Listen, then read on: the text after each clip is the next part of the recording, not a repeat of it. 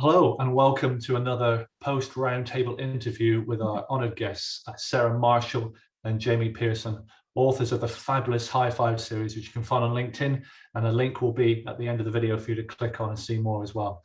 Jamie, Sarah, thanks so much for joining us at the Five&Co roundtable. Always great to have guests like yourselves bringing something special and something different to talk about. And for you guys, it's all about breaking out of the functional box. How do you help technical experts like lawyers or others break out of that function box and contribute and feel like contributing to the wider organization, being part of the bigger picture? Sarah, why don't you start off? Persuade me. I'm a successful junior lawyer in a team. I'm very happy. I'm rewarded for great legal expertise. Why would I take a risk and step outside of the box? Well, you won't be taking that risk on your own, because ideally you'll have a great manager who's right behind you and got your back and encouraging you and explaining to you the importance and value of this to your development. That's really key, I think, the support of your manager. But for me personally, work is just so much more fun when I can contribute as myself and beyond the specifics of my functional role.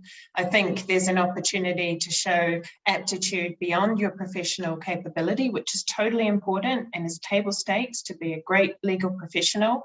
But I feel like I can connect with the purpose of the organization so much more actively and genuinely when I'm there as myself, in addition to my lawyer self.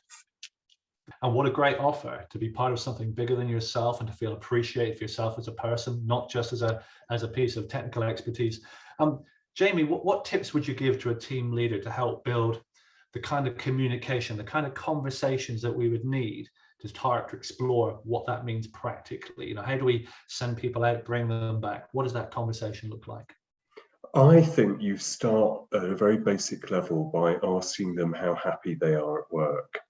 And obviously they may not want to tell you if you've just arrived, but I think through the number of weeks, months you get to know them, I think you have to have that conversation at some point going, how happy are you? What are the things that you find tough?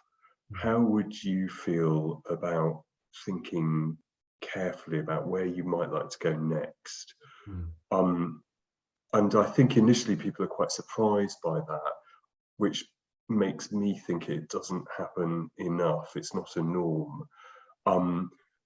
But without a sense of someone knowing what they want and what they enjoy doing, you're not going to be able to help them the best you can. So I think that's probably the starting point. That's really great. Small steps, celebrate the successes as they come, and just keep the conversation going and build confidence. And one of the things we know is really important in high-performing, thriving teams is this idea of being able to say what you need to say without fear of judgment or being punished in some way. Yeah. So what would you say to a team leader trying to build the kind of culture where everybody could talk honestly about the challenges of being a technical expert in a cross-functional organization? What would you say? How would you build that safety culture? I feel that I've done it recently, actually, and I think what I did was make it very clear to them when I thought that things that I'd done hadn't gone terribly well. That with 3 new people made them slowly realize that I was trying to create a safe space. I said it as well. I was like, I don't want you to feel that you have to, cover yourself when you're talking to me or with the rest of the team, because if we allow each other mistakes, then we're just going to be a lot stronger legal team, externally, where we have the confidence that we can really say what we want without thinking too much amongst ourselves and have it corrected in a way that we don't take offense. That's really good, Jamie. Thank you. And Sarah, how would you build on that? Humble, secure leaders go first. What else would you say? I think Jamie's nailed it, and the word he's not using there, but I think he's inferring is the vulnerability, really. Yeah. So if you can show some of who you are and how you've struggled and how you're quite obviously not perfect, then I think, and demonstrate that self-awareness in that, then that's a real eye-opener for teams. And I think that really contributes to the psychological safety of a team environment. Yeah. That's really good. And Sarah, you've got a legal background, you know all about organizational risk. There's a risk involved, isn't there, in cracking open some of these things and having these these important but sometimes challenging conversations. What would you say to somebody who was like your senior leader about what you're trying to do? What support would you ask from them to break your team out of the box? I think that for me starts with support and what is the definition of the team's essential work. So taking a risk-based approach to the work that the legal team does to enable us to focus on what's important and strategic. So we're in those meetings where we really add value and impact to the business and the company's mission, and taking off some of those things which are just perhaps less necessary or less interesting or important to the business. And sometimes it can be a lot more difficult to remove that kind of work than you might think. There's a lot of comfort that comes in organizations for there being a layer of legal review, even if there aren't critical legal issues. And there can be systems that rely on that review that you need to break apart in order to take that kind of mundane work off people's desks.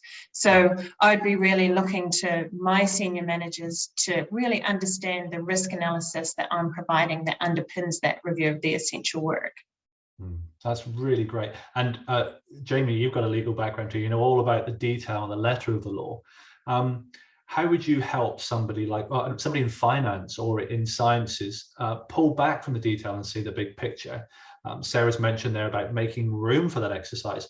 Is there something practical that you could suggest they do to help them see the bigger picture for their work? I think there are loads of things you could do. I think one of the things that I'd start with is a conversation, like an hour's conversation about risk, because what at least I think is a journey within the legal community when someone joins in-house is understanding that not everything is the same type of risk. There are immediate risks and very large risks, and there are remote theoretical risks. A lot of our job is gauging those risks and trying to be comfortable with some of them, because we have to be. There is risk in a lot of activity, and we have to get comfortable. So I think if it's talking to finance about how our brains work as lawyers, I think that risk conversation is probably one of the first things I'd mention. That's really good. Thank you. Well, people are all leaning in now, waiting for what does success look like? What am I after? What's a big goal? So perhaps for both of you, maybe Sarah, starting with you, what would you say success looks and sound like? So I walk into one of your team meetings. What am I hearing? What am I seeing? I think you're seeing, a highly engaged, motivated, and most of all, happy team. We believe that this kind of approach to legal practice within the corporate environment will make people's jobs more interesting and fun, and we hope make them happier in it. What it's felt like for me is, personally, when I've been included as a business partner because of who I am and what I bring to the table more broadly than my legal expertise, that's felt like success to me. And that's kind of the embodiment of that trusted advisor concept, which is kind of the holy grail of what we're all working towards. That's fabulous. And Jamie, for you, what would you say success looks like? Oh, happy, confident team members, so if they're interested in being ambitious, they're happy and confident. If they're interested in just sticking within the technical box, they feel that there's a place for them, and they're being open and honest with each other. That's my ideal. That's what I would really think. Yes, I'm really happy with this. If people are displaying positive signs of being really comfortable and happy. Sarah and Jamie, thank you very much for your time today. Really appreciate your insights. And you can find out much more about Sarah and Jamie's high fives. You click on the link at the bottom of the video. Sarah, Jamie, thank you very much again. Thank you, Tim. Thank you, Tim.